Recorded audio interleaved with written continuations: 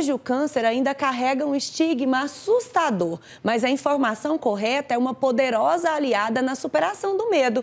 Vamos desmistificar o que realmente é o câncer e como o diagnóstico precoce e tratamentos adequados aumentam as chances de superação. São ainda maiores as chances de superação por conta disso, viu? Eu recebo no estúdio do Brasil Hoje o cirurgião oncológico Eduardo Sabino para falar sobre o assunto. Doutor, bom dia e bem-vindo. Bom dia, Daiane. Obrigado pelo convite, para a gente entrar nesse assunto tão polêmico e importante na vida de cada um e de cada família, Porque quando o paciente tem o diagnóstico de câncer, toda a família é envolvida nesse momento difícil. Doutor, e o pessoal tem muito preconceito ainda em relação ao câncer, Tem gente que tem aquela mania de não pode falar nem o nome da doença. E não é assim, Não é assim. Ainda tem um preconceito, os pacientes que têm um diagnóstico de câncer, tanto o paciente quanto a família fica enlutado, tem toda uma tristeza em volta do diagnóstico. Ele não é que seja um diagnóstico, quando o médico dá o diagnóstico de câncer para a pessoa, não é questão que tem que ser fácil.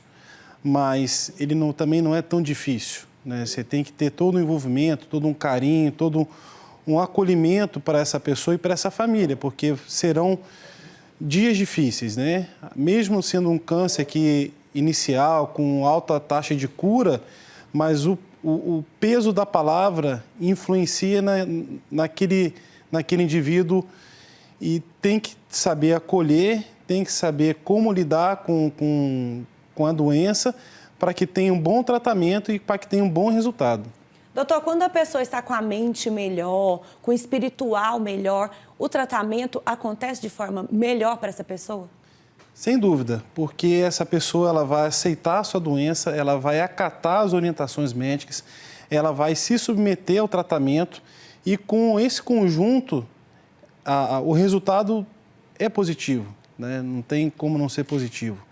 Agora, tudo isso tem que ter envolvimento tanto do profissional da saúde, quanto da família e quanto do próprio indivíduo, Então, são um conjunto de fatores que fazem uma obra ficar bonita.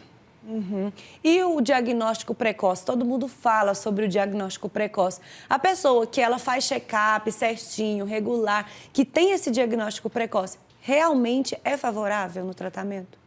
É totalmente diferente. Um paciente que tem um diagnóstico inicial e o paciente que tem um diagnóstico já numa fase mais avançada, Quanto mais precoce, melhor a chance de êxito no tratamento, Isso não tem dúvida, Tanto questão de mortalidade, as pessoas que têm um diagnóstico precoce têm uma chance de vida muito maior, tanto quanto de morbidade, ou seja, a consequência do tratamento também é menor. Então, o grande segredo do tratamento eficaz e adequado do câncer é o tempo do diagnóstico.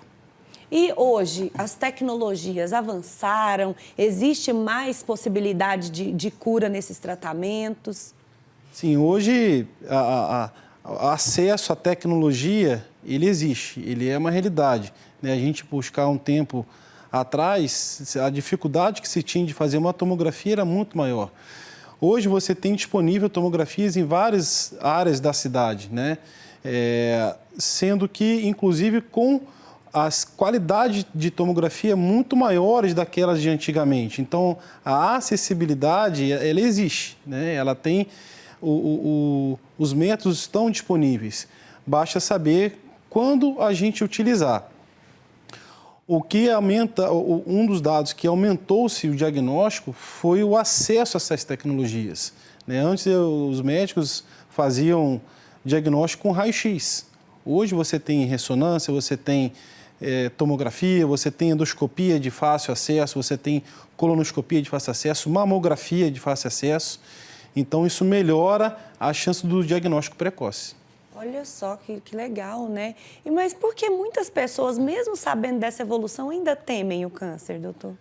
Porque é uma doença estigmatizada, O paciente, quando ele acaba com o diagnóstico de câncer, ele tem medo. Tanto que uma das perguntas que eu faço na prática do dia a dia do consultório, As pessoas têm medo de ir ao médico porque tem medo que solicite a biópsia e quando faz a biópsia, tem medo de mostrar a biópsia. É como se fosse o não mostrar a biópsia, não fosse dar o diagnóstico. E, na verdade, deve ser ao contrário. As pessoas devem ser encorajadas a ir mostrar os seus exames, né? Tem pessoas próximas da gente que têm esse medo. E você tem que encorajar elas a ir e quanto mais precoce, melhor o resultado. Doutor, e todo câncer tem que fazer radioterapia, quimioterapia, esses procedimentos, ou cada um tem o seu processo? Cada um tem o seu processo. Vamos colocar um câncer mais comum do ser humano, né? Que é o câncer de pele, né? Dentre uma gama de câncer de pele, a gente vai colocar aí o basocelular, que é o câncer mais comum do ser humano. O tratamento dele, eminentemente, é cirúrgico. Basta você tirar todo aquele câncer, existem técnicas para isso, e essa pessoa não precisa complementar nem com quimioterapia, nem com radioterapia. Ou seja, é câncer, é câncer. Tem cura? Tem cura. Essas pessoas, em 15 anos, mais de 90% dela está viva, sem nenhuma sequela, tudo bonitinho, não precisa de quimio, não precisa de rádio. Então, cada câncer é tratado individualmente. Aquele que... aquela velha história, um amigo meu teve câncer, tem que fazer quimio e rádio. Não quer dizer que você vai fazer, mesmo sendo o mesmo câncer. A gente vai entrar em todos eles, ovário, mama, intestino, próstata, enfim. O tratamento de câncer ele é individualizado, seu tratamento ele é individualizado.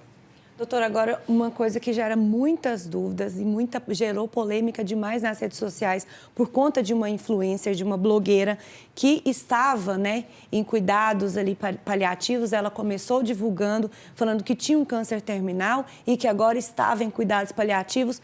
Explica pra gente a diferença. O que seria um câncer terminal, o que seria cuidados paliativos e o que seria metástase? Então vamos lá. O câncer com metástase. O que é um câncer com metástase, né?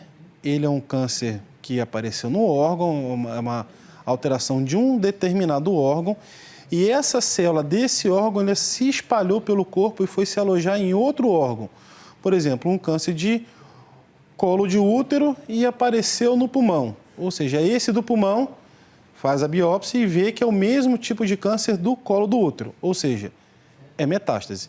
Existe uma situação, né, que pode existir uma situação da pessoa ter um câncer no colo do útero e ter um outro câncer no pulmão.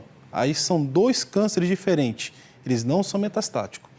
Quando a gente fala que esse paciente ele é metastático, a gente perdeu a chance que a gente falaria de cura, tá? Mas vamos destrinchar um pouco disso para não causar uma certa confusão.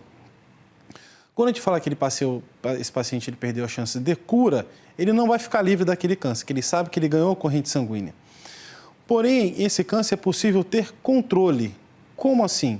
Eu uso uma estratégia de tratamento em que esse câncer ele fica lá quietinho e a pessoa vive a vida dela, mesmo sendo metastático, mas ela não tem chance de cura. Aí a gente fala que ele é um tratamento paliativo. É uma das classificações do paliativo. Então, ele tem um câncer, tem a metástase, toma-se o remédio e o câncer fica ali quietinho. Fazendo uma analogia igual quem tem pressão alta. A pessoa tem pressão alta, toma o remedinho dela e convive com a pressão alta dela tranquila. Existe a situação em que a pessoa já fez vários tipos de tratamento, já operou, já fez quimioterapia, já fez radioterapia e acaba que não surtiu efeito. Eu não tenho mais condição de tratar a doença dela. Então, a gente trata o doente.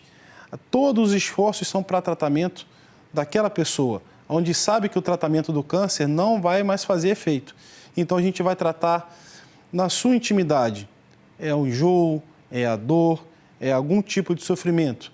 É um tipo de tratamento paliativo também, em que o foco não é mais a doença. O foco é o bem-estar dela. Então, são essas três conceitos que a gente tem que desmistificar, porque muitos pacientes que são metastáticos ainda estão fazendo quimioterapia, né? Ah, mas fulano perdeu a chance de cura. Verdade, mas aquela quimioterapia está fazendo aquele câncer ficar paralisado e a vida dela continua, 5, 10 anos, a gente não sabe. Cada indivíduo responde de uma maneira diferente. Seria, então, para garantir uma qualidade de vida. Sim, garantir uma qualidade de vida e garantir um aumento de sobrevida. A gente sabe, a conversa que eu tenho também em consultório, nós vamos morrer, todos nós. Só vai diferenciar quando e onde. Uns vão ser de infarto, uns vão ser atropelados, uns vão ser de bala perdida, uns vão ser de câncer.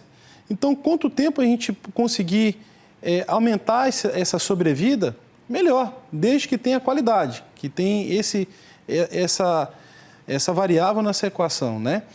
Então, o paciente que é metastático, existe protocolo de quimioterapia em que aumente a vida dele e com qualidade. Doutor, a gente tem uma participação aqui, ó. A Lorena de São Paulo. Lorena de São Paulo. Ela pergunta aqui pra gente. Deixa eu ler aqui direitinho essa pergunta. A Lorena de São Paulo pergunta pra gente: olha, meu pai tem um câncer e está em cuidados paliativos. O que nós da família podemos fazer para ajudar a melhorar para o meu pai? Amor, né? Carinho, amor, atenção, tudo aquilo que uma pessoa deve ter no seu dia a dia. Quando um dos estigmas, quando a pessoa tem um diagnóstico de câncer, volta-se aquela atenção de dó, de tadinho, e não é assim. Tem que tratar ele com todo o amor que um filho trata com o pai. Esse é o maior remédio que qualquer pessoa pode ter. E aí, como a gente falou do paliativo, em que grau de paliativo? É um paliativo que ele não está fazendo tratamento, ele é um paliativo em que está aumentando a sobrevida, então esse é o tipo de atenção que ela tem que dar para ele. Agora, outra participação aqui, ó, o Fabrício está perguntando, Fabrício de Goiânia. Doutor, geralmente a campanha Outubro Rosa é focada nas mulheres. Homem também dá câncer de mama? Homem também dá câncer de mama, né? Não é tão comum, mas ele existe e quando acomete, ele é um pouco mais agressivo, né? Tem que ser mais agressivo. Mas o maior volume de cânceres de mama são nas mulheres. Uhum. Doutor, e quais ainda são os mitos mais comuns do câncer, assim, que as pessoas chegam no consultório e o senhor fala, não é assim que funciona? O mito que mais se pergunta é, doutor, vai mexer no meu câncer? E uma vizinha minha falou que quando uma amiga dela operou, o câncer espalhou. O pessoal mais do interior fala, doutor, quando mexe no câncer, ele zanga, né? Não existe isso. Né? Não é uma realidade, esse é um grande mito. O tratamento ele é feito para dar certo, né? Não tem como você mexer no câncer porque mexeu e acabou que ele espalhou. Esse é um grande mito. E como que está a nossa realidade hoje na saúde do nosso país em relação ao câncer, doutor? Vem aumentando, né? É uma pergunta, né, que eu até já falei. Vou dar o exemplo do câncer de pele, que é o câncer mais comum do ser humano, é o câncer de pele do tipo celular. E aí, quais que são os fatores de risco do câncer de pele? O sol. Nós moramos num país tropical em que os raios solares são muito abundantes na nossa região. E quando a gente vai adentrando mais para o interior, né, a gente vai colocando as pessoas no trabalho rural ou então para a região litoral dos pescadores, é um tempo de exposição solar o dia inteiro. Então, o principal fator de risco para o câncer mais comum é o sol e os nossos hábitos, né? E aí a gente vai entrar, né, de outras pessoas famosas que estão acometidas de um câncer, né? O câncer de intestino tem relação com nossos hábitos alimentares, né? O câncer de pulmão tem a íntima relação com o tabagismo. Os cânceres de colo de útero, né? Totalmente relacionado com HPV. E uma prevenção que existe para o câncer de colo do útero é o quê? A vacina, né?